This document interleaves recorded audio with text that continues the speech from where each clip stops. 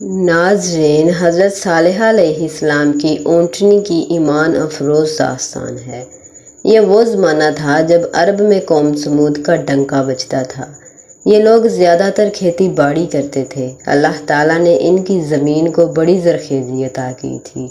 مٹی میں بڑی طاقت تھی، فصل خوب ہوتی، پانی بھی بہت تھا۔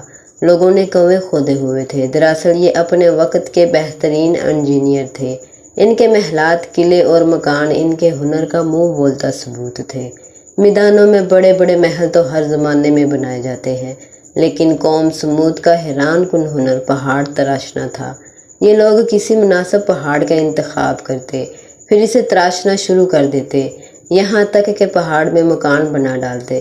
یہ مکان غار نما ہرگز نہیں تھے، بلکہ ان میں ہوا اور روشنی کا مناسب انتظام ہوتا۔ پہاڑ میں تعمیر ہونے کی وجہ سے یہ بہت مضبوط ہوتے تھے۔ انہی خوبیوں کی وجہ سے پورے علاقے میں ان کو طاقت کا گھمنڈ تھا، جس نے انہیں مغرور اور ظالم بنا دیا تھا۔ ارد گرد کی بستیوں پر ظلم کرنا ان کے لیے ایک کھیل کا درجہ رکھتا تھا۔ خدا کی بخشی ہوئی نعمتوں کی وجہ سے سمود کے لوگ عیش کی زندگی بسر کر رہے تھے اور اپنے نبی اور رسول حضرت ہود علیہ السلام کی تعلیمات کو بھلا چکے تھے۔ انہی حالات میں ایک نوجوان کا چرچا ہوا، سرخ و سفید رنگ، لمبے قد اور مضبوط جسم کا مالک۔ یہ نوجوان عام لوگوں سے الگ تھلگ رہتا تھا۔ اسے اپنے زمانے کی فضول رونقوں سے کوئی دلچسپی نہیں تھی۔ اسے بت قدوں میں رکھے ہوئے بتوں سے بھی سخت نفرت تھی۔ لوگ اس کی زبان سے بتوں کے متعلق نفرت کے کلمات کئی دفعہ سن چکے تھے، لیکن اس کی شرافت اور دیانت داری کی وجہ سے اسے کچھ نہیں کہتے تھے۔ اس نوجوان کا نام صالحہ تھا، ایک معزز قبیلے کا باوقار شخص جسے بعد میں اللہ نے اپنا نبی بنایا۔ حضرت صالحہ علیہ السلام نے شہر کے بڑے بڑے لوگوں کی دعوت کی۔ انہوں نے کھانا کھلانے کے بعد لوگوں کی آمد کا شکریہ ادا کیا اور انہیں بلانے کا مقصد بتاتے ہوئے کہا، اے لوگو، آج میں نے تمہیں وہ باتیں یاد کرانے کے لیے بلایا ہے جن کو تم بھول چکے ہو۔ مجھے علم ہے کہ تم اس بات کا انکار نہیں کرتے کہ اللہ ہی نے تمہیں اور تمہاری زمین کو بنایا ہے، لیکن اس کے باوجود تم اس کی عبادت کرنے کے بجائے جھوٹے خداؤں کے سامنے جھکتے ہو۔ اے میری قوم کے سرداروں، یہ گمراہی چھوڑ دو، ایک اللہ کی عبادت کرو، وہی تمہارا اصل رب ہے۔ اسی سے اپنے گناہوں کی معافی مانگو اور سرکشی کا رویہ چھوڑ دو۔ حضرت صالحہ علیہ السلام کی گفتگو کے جواب میں ان سرداروں نے کہا، اے صالحہ، ہمیں تم سے بہت سی امیدیں تھیں۔ ہم تمہیں بہت معزز اور باوقار شخص سمجھتے تھے، لیکن تم نے ہمیں گمراہ کہہ کر ہمارے باپ دادا کے دین کو گالی دی ہے۔ تمہاری کوئی بات ہماری سمجھ میں نہیں آئی۔ آخر ہم ان خداؤں کی پوجا کیوں چھوڑ دیں جن کو ہمارے باپ دادا پوجتے رہے ہیں؟ تم نے ہمیں بہت مایوس کیا ہے۔ حضرت صالحہ علیہ السلام نے انہیں سمجھانا چاہا، لیکن وہ ناراض ہو کر وہاں سے اٹھ آئے۔ انہوں نے حضرت صالحہ علیہ السلام کو خبردار کیا کہ اگر انہوں نے یہ باتیں عام لوگوں میں کیں تو نتائج کے وہ خود ذمہ دار ہوں گے۔ حضرت صالحہ علیہ السلام نے ان سرداروں کی دھمکی کو کوئی اہمیت نہ دی اور اپنی رسالت کا عام اعلان کر دیا۔ یہ خبر جنگل کی آگ کی طرح پھیل گئی کہ صالحہ نے رسول اللہ ہونے کا دعویٰ کر دیا ہے۔ انہوں نے اپنی قوم کو بتایا کہ وہ حضرت نوح علیہ السلام اور ہود علیہ السلام کی طرح کے رسول ہیں۔ ان کا انکار کرنے پر اللہ ان پر عذاب نازل کرے گا، مگر طاقت کے غرور میں پڑے ہوئے سرداروں نے لوگوں کو یہ کہہ کر تسلی دی کہ اگر وہ اللہ کی نافرمانی کر رہے ہوتے اور گناہ کی زندگی بسر کر رہے ہوتے تو اللہ انہیں پورے عرب میں اتنی عزت نہ دیتا، ان کی زمینوں کو اتنا سرسبز نہ بناتا اور ان کے محل اور پہاڑوں میں تراشے ہوئے مکان اتنے عمدہ نہ ہوتے۔ اے لوگو، خود سوچو، جو ہاتھ گناہ گار ہوں، ان ہاتھوں میں اللہ یہ ہنر کیوں پیدا کرے گا جن کی وجہ سے وہ پوری دنیا میں معزز بن جائیں؟ کچھ جھوٹے دانشور کہنے لگے، دراصل اس صالحہ علیہ السلام کا علیحدہ اور تنہا رہنے سے نعوذ باللہ ذہنی توازن بگڑ گیا ہے، اس لیے یہ اپنے باپ دادا کو گمراہ قرار دے کر ایسی بہکی بہکی باتیں کر رہا ہے۔ کچھ زیادہ ہمدردی جتاتے تو کہتے، بیچارے صالحہ پر کسی بدرو کا سایہ پڑ گیا ہے۔ بعض تو یہ کہنے سے بھی باز نہ آئے کہ صالحہ جادوگر ہو گیا ہے۔ کچھ سردار کہتے، ہمیں یقین ہے کہ صالحہ نے یہ سارا چکر اس لیے چلایا ہے کہ وہ لوگوں کو بے وقوف بنا کر ان کا سردار بن جائے۔ یہ بہت چالاک شخص ہے۔ لیکن حضرت صالحہ علیہ السلام نے سرداروں اور بت قدوں کے کاہنوں کی باتوں کی کوئی پرواہ نہ کی اور اپنی تبلیغ جاری رکھی۔ آپ کی کوششوں سے کچھ لوگوں نے ایمان قبول کر لیا اور آپ کے رسول ہونے کا اقرار کر کے شرک اور بری باتوں سے باز آ گئے۔ ان میں اکثر ایسے تھے جو غریب اور عام لوگ تھے۔ قوم کے سرداروں نے ان ایمان لانے والوں کو بے وقوف قرار دیا اور حضرت صالحہ علیہ السلام کا خوب مذاق اڑایا۔ کئی برسوں کی تبلیغ کے بعد سمودی قوم آپ سے تنگ آ گئی۔ وہ آپ کو اپنے طاقتور قبیلے کا معزز شخص ہونے کی وجہ سے کوئی نقصان بھی نہیں پہنچا سکتی تھی۔ ان دنوں قبیلے کے کسی فرد کے قتل ہو جانے پر جنگ کا لمبا سلسلہ شروع ہو جاتا۔ چنانچہ قوم کے سرداروں نے بت قدوں کے کاہنوں سے مل کر ایک وفد بنایا۔ یہ لوگ حضرت صالحہ علیہ السلام کے پاس گئے اور کہا، اے صالحہ، ہم تمہاری باتوں سے سخت تنگ آ گئے ہیں۔ تمہاری عذاب کی دھمکیوں نے ہمارا جینا مشکل کر دیا ہے۔ ہماری خوشحال اور رنگین زندگی کو تم نے مشکل میں ڈال کر تباہ کر دیا ہے۔ اس موقع پر ہم تم سے صاف صاف باتیں کرنا چاہتے ہیں۔ لہٰذا تمام سرداروں نے حضرت صالحہ علیہ السلام سے کہا، اے صالحہ، اگر تم اللہ کے سچے پیغمبر ہو تو ہم کو کوئی ایسا معجزہ دکھاؤ جسے دیکھ کر ہمیں تم پر یقین آ جائے۔ صالحہ علیہ السلام نے فرمایا، اے میری قوم کے لوگو، تم کیا معجزہ دیکھنا چاہتے ہو؟ وہ لوگ حضرت صالحہ سے کہنے لگے، اگر تم سچے ہو تو اس پتھر میں سے اونٹنی نکالو جو 10 مہینے کا حمل رکھتی ہو، وہ بچہ دے اور سب کے لیے دودھ مہیا کرے اور اس میں فلاں فلاں خوبیاں ہوں۔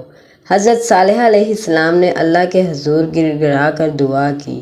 اللہ نے اپنے نبی کی دعا قبول کی اور دیکھتے ہی دیکھتے چٹان شق ہو گئی اور اس میں سے ایک طویل قامت خوبصورت اونٹنی برآمد ہوئی جس میں وہ سب خوبیاں موجود تھیں جس کی قوم سمود نے فرمائش کی۔ حضرت صالحہ علیہ السلام نے کہا، یہ اونٹنی اللہ کی نشانی ہے، یہ تمہارے مطالبے پر بھیجی گئی ہے، اس لیے ایک دن یہ پانی پیے گی اور دوسرے دن تم۔ اگر اس اونٹنی کی باری کے دن تم نے کنویں سے پانی حاصل کرنے کی کوشش کی یا اس اونٹنی کو نقصان پہنچایا تو تم پر اللہ کا عذاب آ جائے گا۔ یہ اونٹنی اس قوم کے لیے ایک معجزہ بھی تھی اور آزمائش بھی۔ اس اونٹنی نے پیدا ہوتے ہی اپنے برابر ایک بچہ جنا۔ یہ اونٹنی میدان صالحہ کی وادیوں میں رہنے لگی اور جب پانی پینے آتی تو اس دن کنویں کا سارا پانی پی جاتی اور لوگ اپنی حاجت دوسرے دن پوری کرتے۔ جس دن اونٹنی پانی پینے آتی اس دن اس کا دودھ دھویا جاتا تو وہ اتنا ہوتا کہ تمام قبیلے کے لوگوں کو کافی ہو جاتا۔ چند دن تو قوم سمود نے اس تکلیف کو برداشت کیا کہ ایک دن ان کو پانی نہیں ملتا کیونکہ اس دن کنویں کا سارا پانی اونٹنی پی جاتی ہے۔ اس لیے ان لوگوں نے طے کیا کہ اس اونٹنی کو قتل کر ڈالتے ہیں۔ ناشکرے لوگ یہ بھول گئے کہ اگر وہ پانی پیتی ہے تو اس دن ان کو دودھ بھی تو دیتی ہے۔ وہ لوگ اس اونٹنی کو اپنی چراگاہوں میں چرتا دیکھتے تو سخت غصہ کھاتے۔ آخر 2 مالدار اور امیر عورتوں نے 2 آدمیوں کو تیار کیا، انہیں اپنی دولت کا لالچ دیا اور ان سے کہا کہ وہ اللہ کی نشانی اس اونٹنی کو ہلاک کر دے۔ یہ 2 آدمی اچھی طرح جانتے تھے کہ وہ ایک بہت ہی خوفناک کام کرنے کا ارادہ کر رہے ہیں۔ وہ پہلے تو خوف زدہ ہوئے مگر رقم کے لالچ اور دوسرے لوگوں کے کہنے پر تیار ہو گئے۔ ان آدمیوں نے منصوبہ بنایا کہ وہ اونٹنی کو اس دن ہلاک کریں گے جب اس کے پانی پینے کا دن ہوگا۔ چنانچہ اگلے ہی دن وہ کنویں کے پاس جا کر چھپ گئے۔ ان کا پروگرام یہ تھا کہ جیسے ہی اونٹنی کنویں کے قریب آئے گی وہ اس پر حملہ کر کے اسے مار دیں گے۔ انہیں زیادہ انتظار نہ کرنا پڑا۔ اونٹنی لمبے لمبے ڈگ بھرتی کنویں کے قریب آئی۔ دونوں ظالم چپکے سے کنویں کی اوٹ سے نکلے اور اونٹنی پر حملہ آور ہو گئے۔ ایک نے تلوار کا وار کر کے اس کی کونچیں کاٹ دیں اور دوسرے نے آگے بڑھ کر اس کی گردن پر نیزہ مارا۔ بیچاری اونٹنی زمین پر گر پڑی۔ بے قصور اونٹنی کو زمین پر تڑپتے دیکھ کر دوسرے لوگ بھی پہنچ گئے۔ یہ لوگ چھپ کر یہ سارا منظر دیکھ رہے تھے۔ انہوں نے جب دیکھا کہ اونٹنی پر حملہ کرنے والوں کو کچھ نہیں ہوا تو ان کا بھی حوصلہ بڑھا۔ وہ بھی اپنا غصہ اتارنے پہنچ گئے۔ اب وہ سب مل کر اونٹنی کو مار رہے تھے۔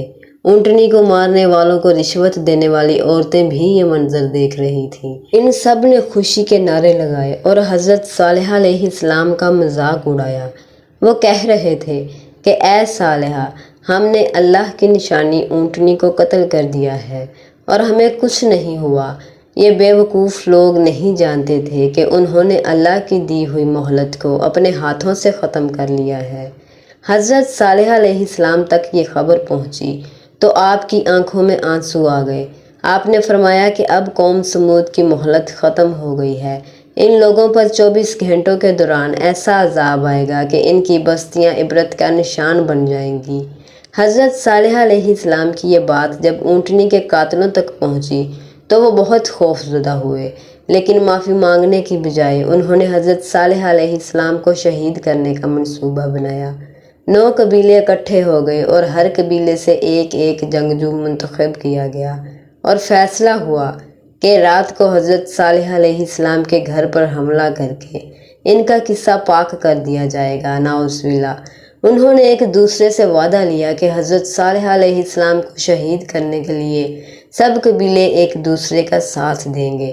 یوں حضرت صالحہ علیہ السلام کا قبیلہ باقی قبیلوں سے بدلہ لینے کی جرات نہیں کر سکے گا اور ڈر کر خاموش ہو جائے گا، لیکن اللہ تعالیٰ نے اپنے قانون کے مطابق ان کافروں کو اپنے منصوبے پر عمل کرنے کی مہلت ہی نہ دی۔ اللہ تعالیٰ کا قانون ہے کہ اس کے رسولوں کو ان کی قوم یوں شہید نہیں کر سکتی۔ اگر قوم اس کی کوشش بھی کرتی ہے تو اس پر عذاب آ جاتا ہے۔ چنانچہ حضرت صالحہ علیہ السلام کو اللہ نے حکم دیا اور وہ اپنے ماننے والوں کو ساتھ لے کر راتوں رات وہاں سے نکل گئے۔ اسی رات وادی میں ایک خوفناک طوفان آیا۔ بگولے کی شکل کے اس طوفان کی گرج انتہائی دہشتناک تھی۔ اس نے اہل سمود کو تنکوں کی طرح بکھیر کر رکھ دیا۔ مضبوط محلوں اور قلعہ نما مکانوں میں رہنے والے یہ بدقسمت لوگ اب اللہ کی پکڑ میں تھے۔ صبح ہوئی تو ان کی بستی عبرت کا نمونہ بن چکی تھی۔ ایک بھی کافر زندہ نہیں بچا تھا۔ مکانات اور محلات کا تو ذکر ہی کیا، پہاڑ بھی یوں نظر آ رہے تھے جیسے ہوا ان کے آر پار ہو کر گزری ہو۔ حضرت صالحہ علیہ السلام ایمان لانے والوں کے ساتھ فلسطین کے علاقے رملہ کے قریب آ کر آباد ہو گئے اور اپنی باقی کی زندگی وہیں گزاری۔ ناظرین، اسی طرح کی اسلامی معلوماتی ویڈیوز اگر آپ دیکھنا اور سننا چاہتے ہیں تو میرا چینل سچی اچھی باتیں ضرور سبسکرائب کریں اور ویڈیو کو لائک اور شیئر کرنا نہ بھولیں۔